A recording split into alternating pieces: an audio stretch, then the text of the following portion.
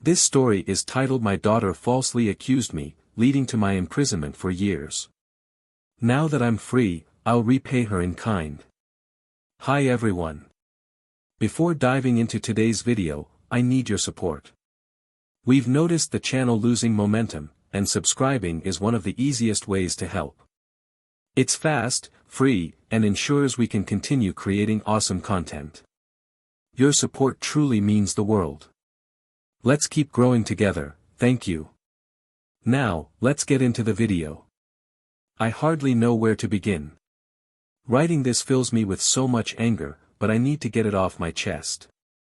My daughter, let's call her Sarah, has been nothing but trouble for years. I'm not sure if it's how we raised her or if this is just who she is, but it feels like her purpose in life was to test my patience. She's selfish, ungrateful, and constantly avoids taking responsibility. It wasn't always this way. When Sarah was younger, she was sweet, stubborn at times, sure, but I figured that was just typical kid behavior. Then middle school came around, and everything changed. She started acting as if the world owed her something, as if she were superior to everyone else. She'd throw tantrums, slam doors, and scream at us, whatever she could do to make a scene. My wife brushed it off, saying it was just a phase and she'd grow out of it. But she didn't. By the time Sarah became a teenager, it seemed like her mission was to make our lives miserable. She lied about everything, where she was, who she was with, what she was doing. If she was speaking, there was a good chance it wasn't the truth. She skipped school so often that the principal called us in for a meeting. When I told her to shape up, she rolled her eyes and said, "Whatever, Dad." At 16, she dropped out of high school entirely. One day, she waltzed into the house and declared she wasn't going back. "School's stupid," she said. "I don't need it." My wife and I begged her to reconsider, but she wouldn't listen. She packed her things, left without a second glance, and ran off with some boyfriend, an unemployed guy with no future. For 3 years, we didn't hear from her, not a call, not a text, nothing. My wife cried herself to sleep night after night, wondering if Sarah was okay or if she'd ever come home. As for me, I was furious, but there was also a part of me that felt relief. Without Sarah, our home was peaceful, no drama, no constant fighting. I thought maybe, just maybe, it was better this way. Then, out of the blue, she showed up at our doorstep late one night. It was pouring rain, and there she stood, drenched and holding a trash bag full of clothes. "I have nowhere else to go," she said. My first instinct was to slam the door, but my wife rushed past me, pulling Sarah inside before I could utter a word. She hugged Sarah like she'd been off at war, even though Sarah hadn't bothered to contact us for 3 years. "She's our daughter," my wife kept saying. "We can't just abandon her." I let her stay, even though I knew it was a mistake, and I was right. At first, I wanted to believe she'd changed, that her time away had taught her something. But within days, it became clear she hadn't. She didn't look for work, didn't help around the house, nothing. She'd sit on the couch scrolling through her phone all day. When we asked her to do simple tasks like taking out the trash or washing the dishes, she'd roll her eyes and say, "Why can't you do it?" "I'm tired." Tired from what, exactly? Sitting around doing nothing. She also started staying out late, leaving the house after dinner and not returning until well past midnight. When I'd ask where she'd been, she'd shrug and say, "Nowhere," as if it was none of my concern. My wife defended her, saying, "She's been through a lot. She just needs time." But I'd had enough. One night, after Sarah came home at 1 a.m., I confronted her. "Where the hell have you been?" I demanded. She laughed and said, "Why do you care?" That was it. I told her she needed to start pulling her weight or find somewhere else to live. Her response: "You're supposed to take care of me. That's what parents do." That was the breaking point. I gave her 24 hours to pack her things and leave. My wife tried to argue, but I wouldn't budge. She's an adult, I said. She made her choices. It's time she faces the consequences. Sarah thought I was joking at first. But when she realized I wasn't, she exploded, screaming, "You're a terrible father. You don't love me." She stormed off to her room, slamming the door so hard the walls shook. Before the 24 hours were up, my world came crashing down. The text messages found on her phone painted a grim picture. She had been dealing drugs for months, perhaps even longer. It wasn't just a casual involvement, it was deliberate, methodical. Our home had been turned into her stash house, a place where she hid heroin right under my bed. The audacity of it left me speechless. She didn't just betray my trust, she manipulated my sense of security, turning the sanctuary of our home into a dangerous game of deception. She orchestrated everything so that, if the operation ever went south, I would take the fall for her crimes. The texts were not vague or ambiguous, they were damning. Message after message revealed her coordinating with a dealer, scheduling drop-offs and pickups, and discussing sales like it was just another day at the office. There were even jokes at my expense, mocking how oblivious I was to her scheme. She laughed about how Dad would never notice, as though it were some sort of game to her. Every word I read felt like a knife twisting deeper into my chest. My wife burst into tears, while Sarah just sat there, silently watching the entire ordeal unfold as if it were a scene from a movie. When the officers cuffed me and led me out of the house, I glanced back at her one last time, desperately searching for any sign of guilt or remorse in her expression. Instead, she smiled, a cold, triumphant smile. The following hours were a chaotic blur. At the station, they fingerprinted me, took my mugshot, and processed me like a criminal. I kept repeating, again and again, that the drugs weren't mine, that someone had set me up. But no one listened. The evidence, found in my house and under my bed, was enough for them. They denied me bail, claiming the amount of heroin they discovered indicated I was involved in distribution. My lawyer tried to fight the decision, but it didn't matter. I was stuck in jail, left to await the slow grind of the investigation. Over the next few weeks, the authorities began looking deeper into the case. They tested the drugs for fingerprints, searched for DNA, and tried to find anything that could tie the drugs to me. But there was nothing. My fingerprints weren't on the bags, and there wasn't a shred of evidence linking me directly to the heroin. Still, that didn't clear me. The house was in my name, which meant the drugs were considered my responsibility unless I could prove otherwise.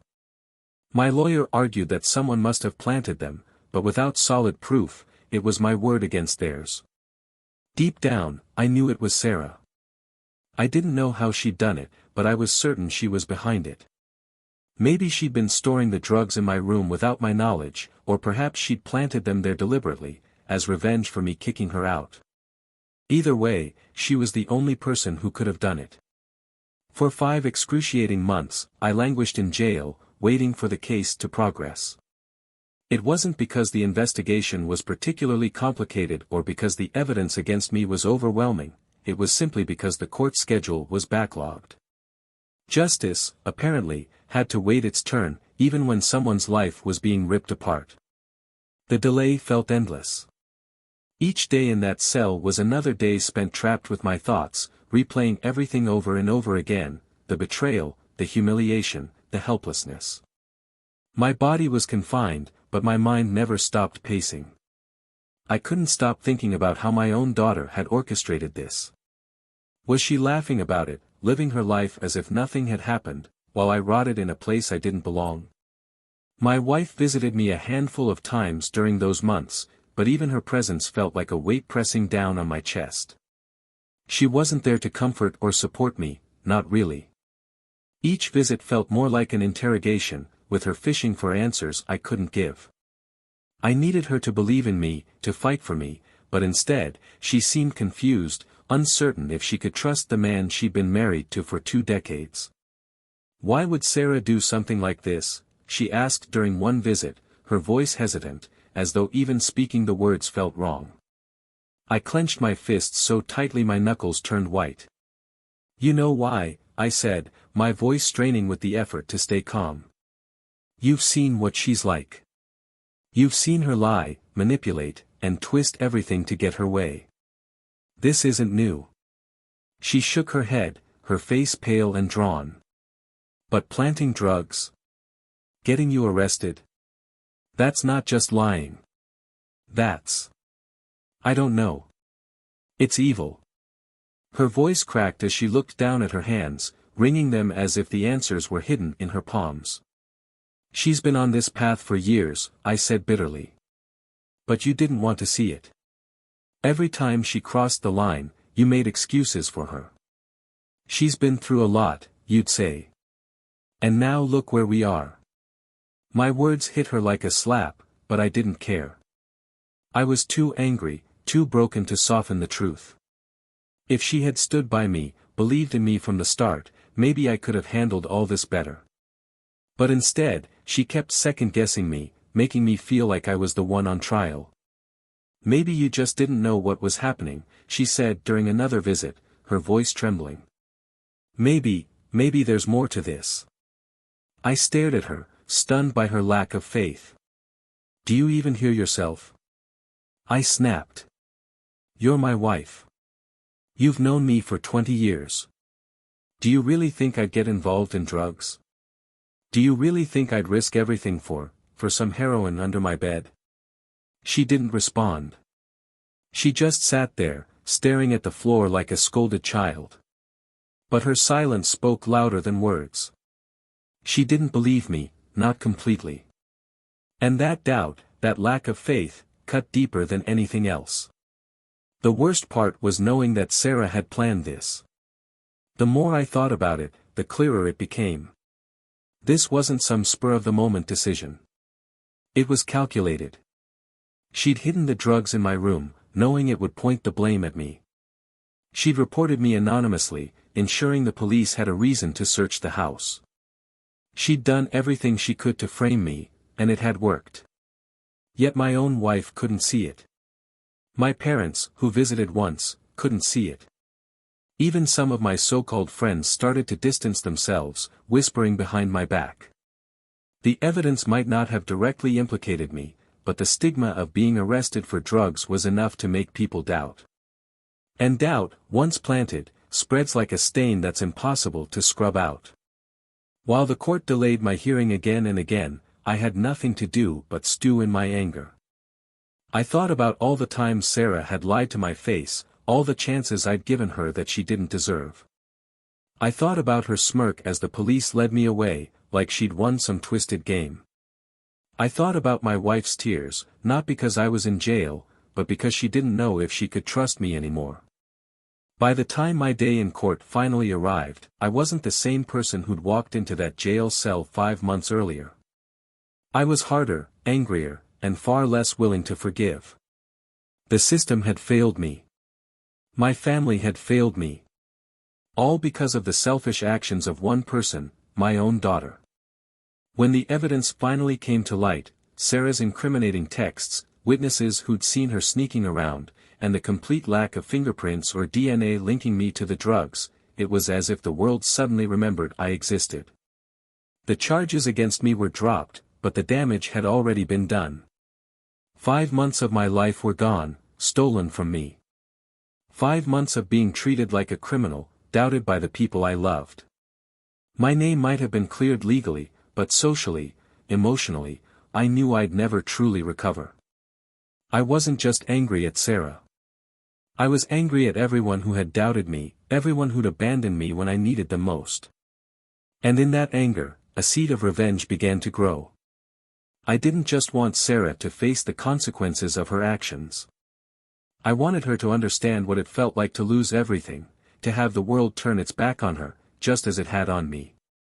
I wanted her to pay.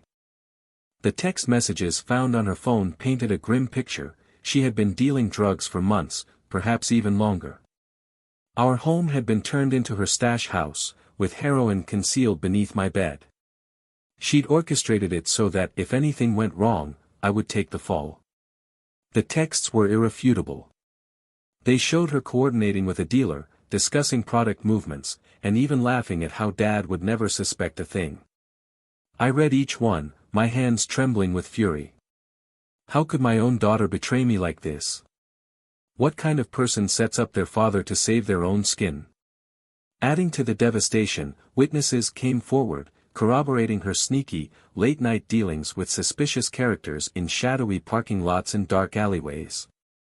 One of her so-called friends even admitted that Sarah bragged about using our home as her perfect cover to hide drugs. When the police finally issued a warrant for her arrest, I felt a whirlwind of emotions.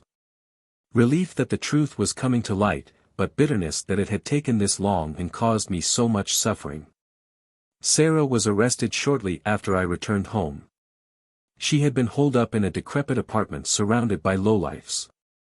The police discovered more drugs there, along with scales, baggies, and stacks of cash.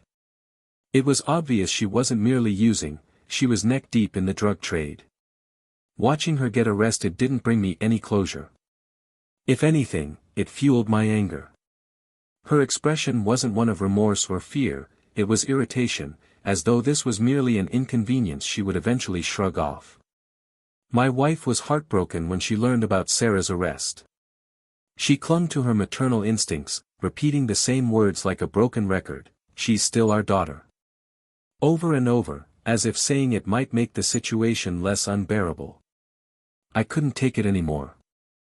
"Not my daughter," I snapped. "Not anymore. My daughter wouldn't frame me. My daughter wouldn't destroy her own family just to save herself."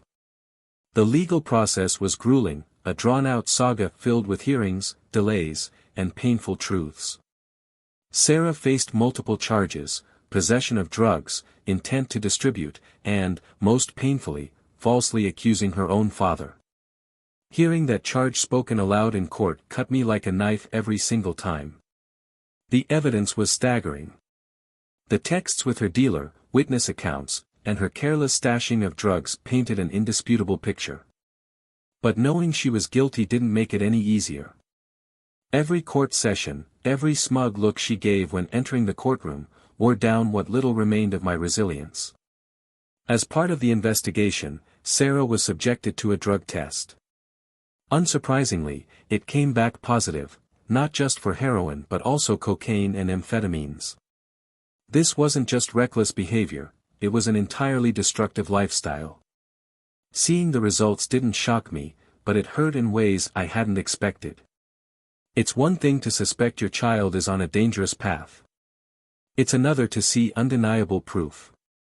A small part of me wanted to pity her, to see her as a victim of her choices. But that part of me was drowned out by anger. My lawyer advised me to skip some of the hearings for my own peace of mind. But I couldn't. I had to be there. I wanted her to see my face, to know I wouldn't let her get away with this without facing the damage she caused. During one hearing, her lawyer argued that her actions stemmed from addiction, claiming she wasn't in her right mind when she reported me to the police. That argument boiled my blood. This wasn't a desperate, drug-fueled mistake, it was calculated, premeditated. She hadn't cared about family, loyalty, or consequences. She wanted revenge. She wanted to hurt me for kicking her out. The trial dragged on for months. Meanwhile, I tried to piece my life back together. But whispers in the neighborhood persisted, casting doubt on my innocence despite the overwhelming evidence. My wife clung to denial, constantly repeating, she didn't mean it. One night, after another exhausting argument, I lost my patience. She knew exactly what she was doing, I said coldly. She didn't just use drugs, she dealt them. She reported me to the police with malicious intent. How do you excuse that? She's our daughter, my wife replied, her voice trembling. Not anymore, I said, walking away from the table.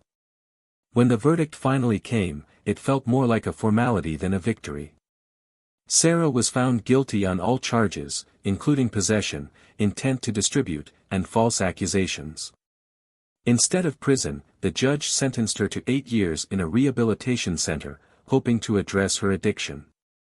She barely reacted to the sentence, offering only a dismissive shrug. I wanted to feel relieved, but I couldn't. 8 years wouldn't undo the 5 months I spent behind bars. It wouldn't restore my reputation or repair the damage to my family. After the trial, I took steps to protect myself, including a restraining order against Sarah. Even when she's released, I want nothing to do with her. My wife, however, couldn't let go. She started writing letters to Sarah in rehab, clinging to the idea of rebuilding their bond. One night, I confronted her. "What do you think you're going to accomplish?" "She's our daughter," she said quietly. "She stopped being our daughter the day she had me arrested," I replied, my voice sharp. That conversation marked the breaking point in our marriage. The trust between us had eroded beyond repair. My wife still saw Sarah as the little girl we once raised, but that person didn't exist anymore, not to me. We separated shortly after. She kept the house, a place I could no longer bear to be, and I moved into a modest apartment across town. Starting fresh felt necessary, even if it wasn't easy. Sarah's actions didn't just shatter my trust in her, they destroyed my marriage. The life I thought I had, the family I thought was solid, turned out to be fragile and fleeting. Maybe one day I'll let go of the anger. But for now, all I can do is focus on moving forward, one step at a time, far away from Sarah and the wreckage she left behind.